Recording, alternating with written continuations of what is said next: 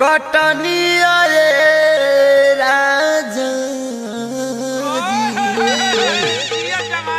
की ठोपे ठोपे चुआता ए अंजनी भैया की ठोपे ठोपे चुआता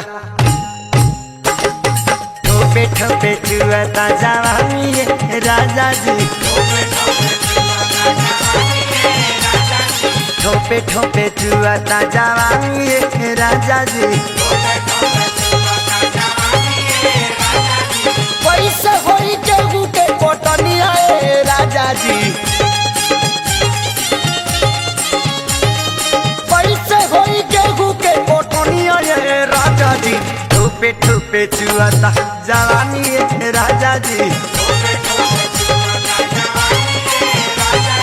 ठोपे ठोपे चुआता जवानी राजा जी।